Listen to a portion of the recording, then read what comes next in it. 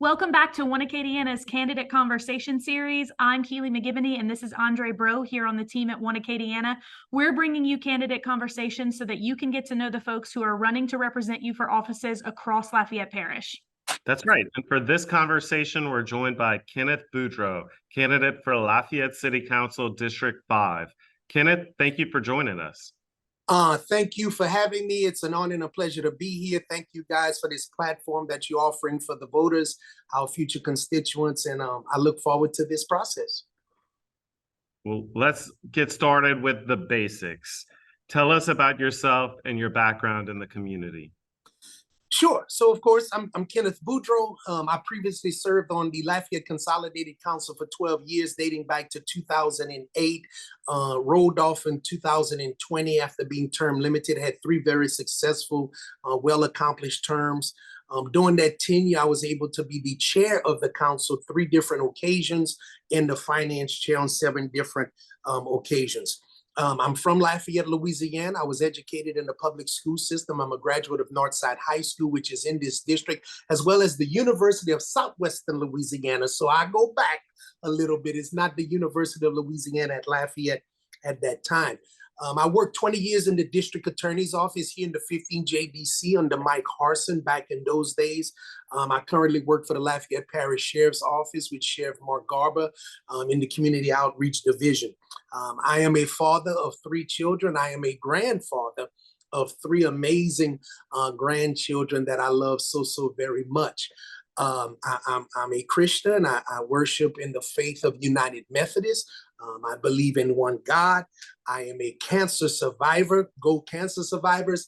And I have dedicated my life to service, in particular service of people. So I think that being on the council is a calling, and I look forward to returning. Well, great. Thank you. It's good to hear more about your background, and it's a good lead in. The end of your answer was a perfect segue into the next question, which is what inspired you to run for District 5? Why City Council?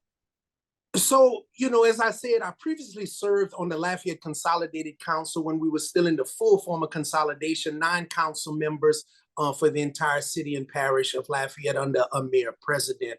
Since that time, I've taken a step back. Of course, like I said, being a cancer survivor, I went through some health recovery issues. But I was watching. I was still paying very close attention, still very engaged, still engaging constituents and assisting with things. And to be quite honest with you, myself and many others are just not really happy with the direction that local government is gone. I believe that I have a special skill set. I've been blessed with the ability to negotiate across the aisles, to consensus build, to lead, and to stand up for difficult things, stand up for what is right, stand up for the marginalized. So, I basically felt a calling to return. I chose the city council over the parish council. I reside in the city of Lafayette, obviously, which is in the parish. And without getting into major depth on this consolidation issue, I'm one of a few people that has a stake in both games. So I had an option. I see that the city is where leadership, I think, is lacking the greatest. I'm concerned for the city of Lafayette in its future, establishing or reestablishing its autonomy so that we could keep up with all the other very good cities within our parish and not get left behind. So, it's a calling. I've always been a believer that if you are not happy with what you're seeing, you have to do something about it. Get in the game. It's one thing to talk from the sidelines, but it's another thing to play an active role. I have been approached by I cannot even count the number of people who have asked, would you consider running again? We miss your type of leadership, your style of legislation, your style of counsel. And so at that point, we coined the phrase, bring Boudreaux back. So we're going to try to bring Boudreaux back to local government. We didn't want to go to the state. We didn't want to go to the federal level. We love the local. All politics are local. I see you at the post office. I see you in the grocery store. I look forward to returning to local government on the city council. Well, given your years on the city parish council, you know the issues well. Let's say the voters decide to bring Boudreaux back. What are some of those issues you would prioritize? And we'll start with the short-term issues. So the short term is that we have to continue to work, as I mentioned earlier, for the city's autonomy. We all know the dynamics of what is going on with Lafayette Parish. We have multiple cities within a parish. Some of them are able to elect their own mayors and elect their own police chiefs and really control their own city dollars.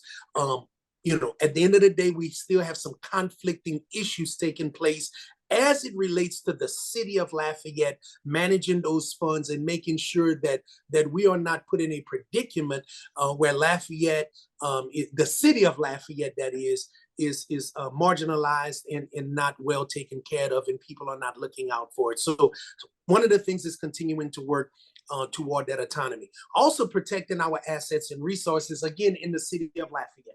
At the end of the day, every other municipality in Lafayette Parish, in every other municipality in this region, even going into Acadia Parish, Vermilion Parish, St. Landry, St. Martin Parish, those individuals are highly dependent upon the city of Lafayette. The city of Lafayette is the hub. As the city of Lafayette goes, everything else will go. So it is important that we protect those assets and those resources that we have. We need to capitalize on the fact that we got one of the most amazing universities in all the state, University of Louisiana at Lafayette. We need to capitalize on the fact that we have a river that runs through the middle of our city, and that can be a resource. That is the Vermilion. We need to capitalize on the fact that we were successful in improving the conditions and the expansion of our airport services so people could get in and out of Lafayette. There is so much. There's so much to offer. We have to do better work at the intersection of I-10 and I-49 to capitalize on that. We have the rail. We have so many assets that come into the city of Lafayette, so many resources. We need to capitalize on that. And we need to make sure that we leave no one behind. We cannot do this in a portion of our city. We cannot do this in an area of our city. Every decision that is made should be inclusive with the interests of the entire city in mind. And at that point, we become great. Well, great. And as you look ahead, as you look to the city council in the years to come, is there a long-term challenge or long-term challenges you've identified that the city council needs to stay focused on? There's many, but I could tell you something that people need to really keep their eyes on is that we got to still seek out new funding sources. We know that taxes is not going to be the pathway into the future. We are going to have to find a way to create new funding sources to be able to produce more resources so that we could sustain ourselves. For instance, our police department.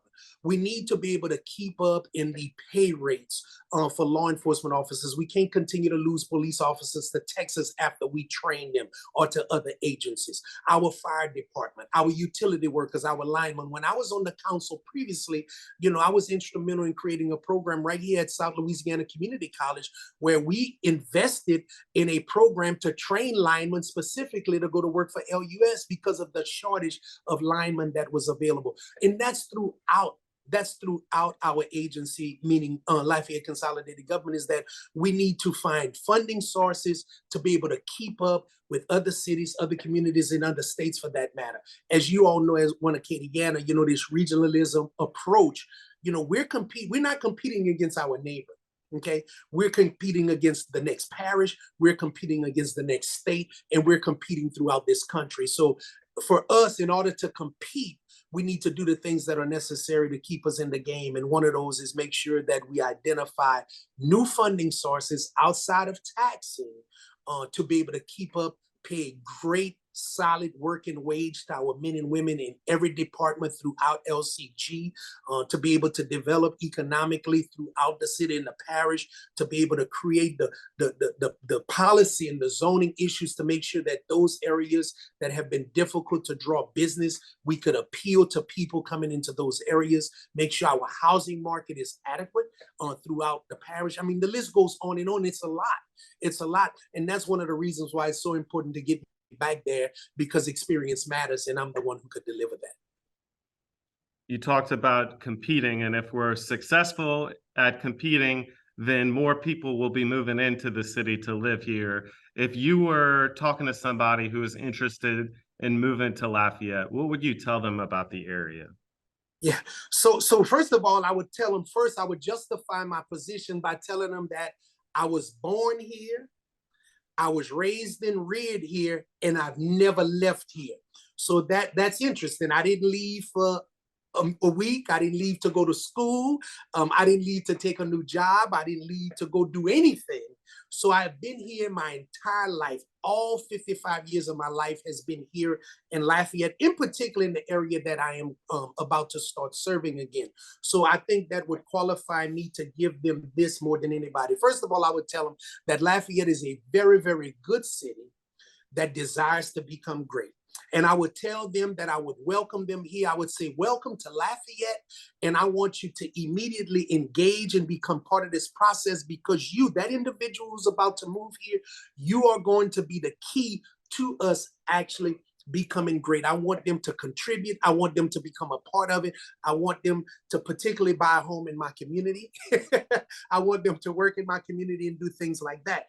I would tell them, the things that the country already knows, that we have the greatest culture you could ever imagine. No one could match our music. No one will even come close to our food, and no one will even blink an eye at our hospitality.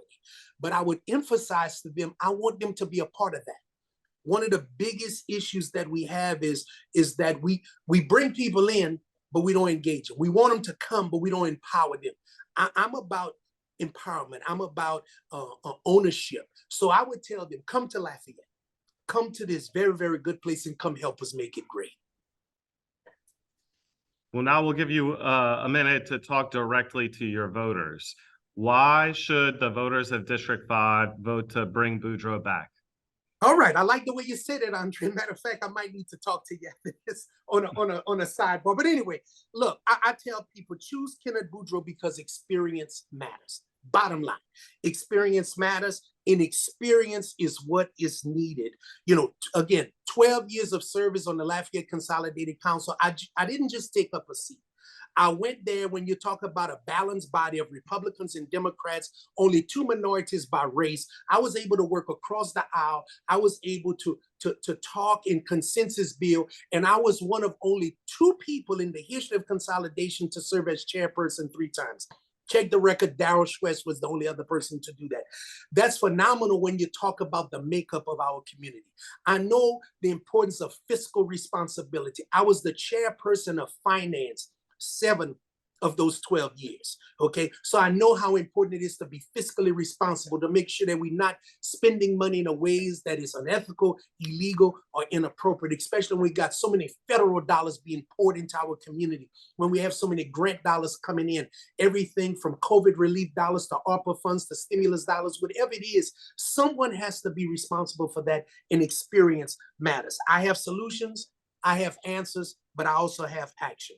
It's about protection. It's about provision. It's about people. I want to remind you that when there was an attempt to locate a bus line in the middle of a community, I led the effort to stop that.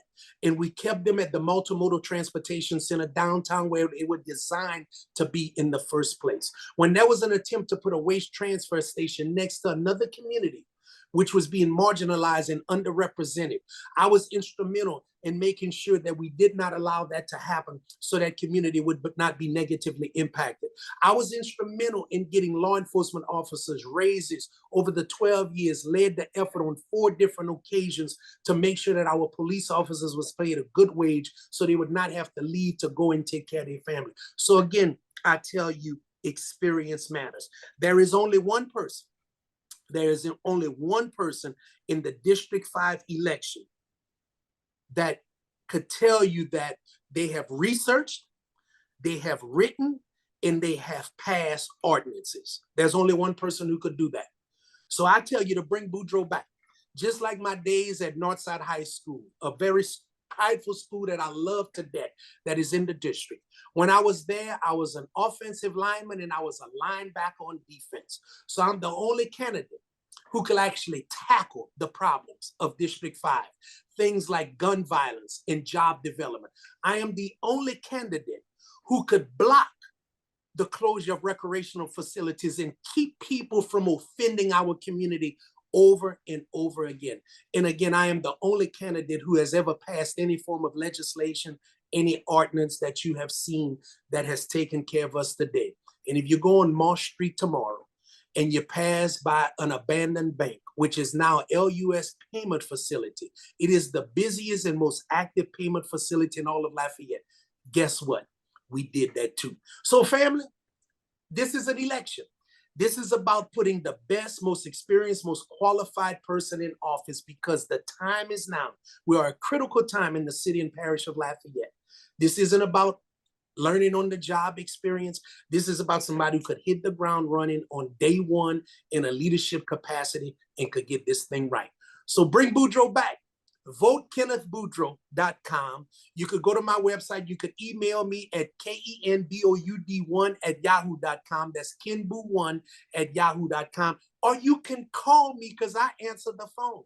337-247-8804. I had the greatest call volume when I was in service, those 12 years of all 9 districts. I still have the greatest call volume now. So reach out, come to my house, 207 East Alexander Street. I got a porch with 3 chairs waiting for you. Come on over to the house, ring the doorbell, talk into the camera, and let's see how we could help you. Vote Boudreaux. Bring Boudreaux back.